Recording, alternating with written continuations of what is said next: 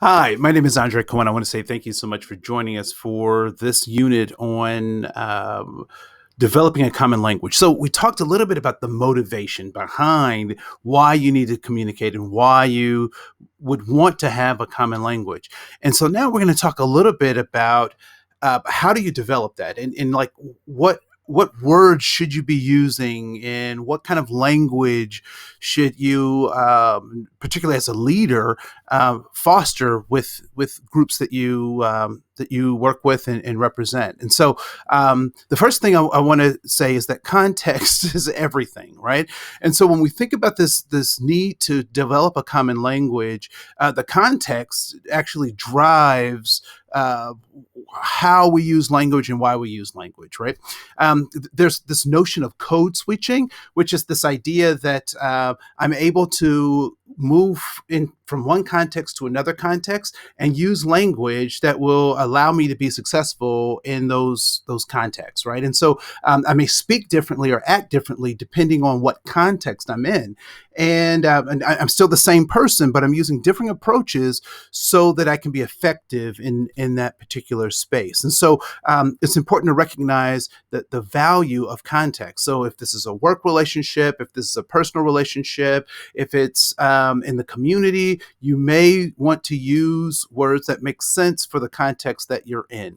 The next thing that I want to talk about is this idea of using the federal government's language around how we interact in this diversity space. And so there are lots of resources that you will have access to in this particular course, as well as you can do your own research, right? But the federal government guides a lot of our conversations about the types of words that we use and the context in which we use those words, right? And so we're academic institutions, so the federal government has some guidelines on how to the kinds of language or the kinds of words that we should use when addressing people, right? So they've categorized people in a particular kind of way. On the workforce side of things, there is a different way that sometimes we often talk about human categories, or we talk about diversity in this space. So an example would be the concept of minority, right? And so minority is not only just a statistical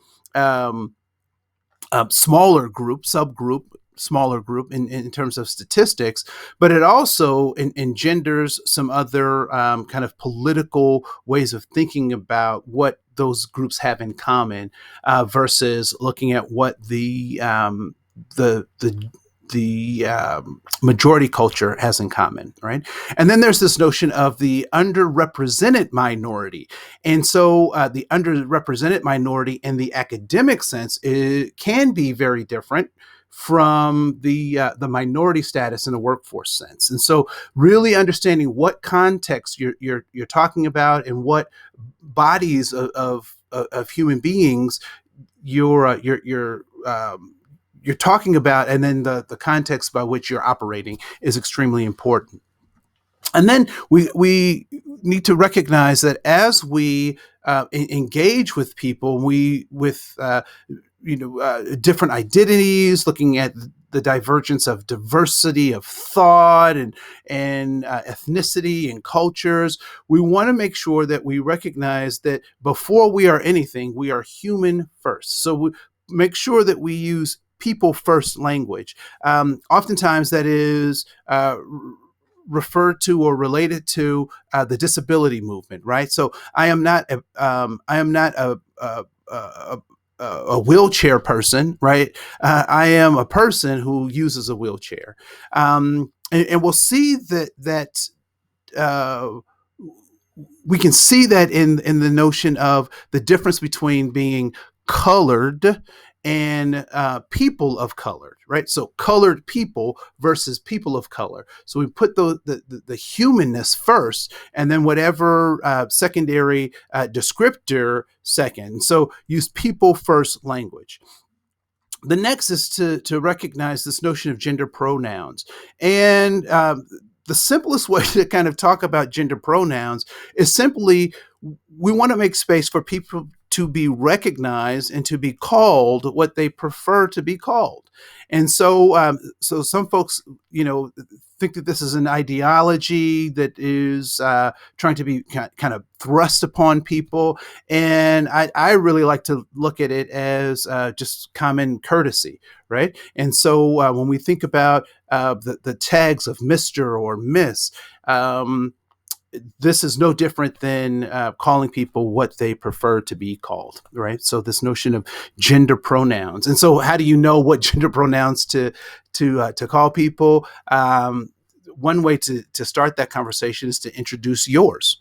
The second way to introduce that conversation or is to be humble enough to ask, right? And so making sure that we are humble enough to ask and that we offer our own is one way to get to this kind of common language and understanding what we should call people. And then there are kind of these buzzwords, these buzz terms that you may be hearing in popular media, in the news, all sorts of places. And so this notion of cancel culture, right? And this is really the idea that if people don't like something, they cancel it. I think it's very interesting. When I grew up, we called that consequences. So if you said something and you got bad feedback on that, we called it consequences, but apparently other folks call it cancel culture. This notion of cisgender, it basically means that my physical appearance is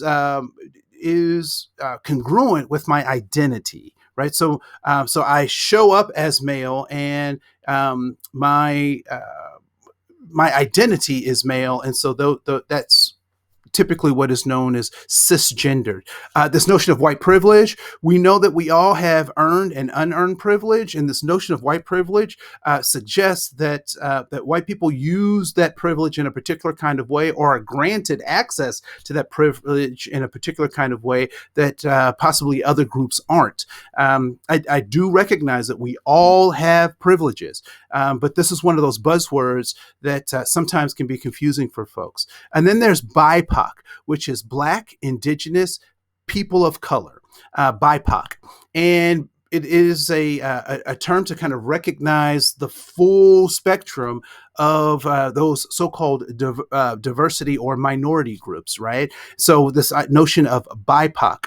And then there's underrepresented minority. We kind of talked about that a little bit a little while ago. And then there is systemic racism. And this is racism that has been embedded into a system. And so you don't have to be a racist for this type of racism to continue, because it has become systematic. And so when we think about these words, we think about what they offer us in terms of being able to communicate across differences. Sometimes we have to, take an extra time to define them, talk about them. And so what we've provided in this lesson is also a glossary that you can use to look up a number of terms. And so as terms change and morph, and we learn more about human interactions, there will be other terms and words that that should be added to our lexicon, right? And so for right now, what we've created is a glossary for now, and as we move forward, as we learn more, we'll add terms, and we may take away terms, but recognize that your motive for communication is important.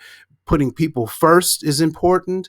Calling people what they want to be called is important. And then challenging any of those words that you don't know, like BIPOC or cisgender, really being humble enough to ask, what does that mean? Or to do your own research becomes extremely important as we build a common language.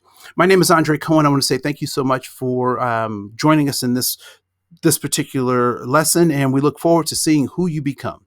Thanks. Bye.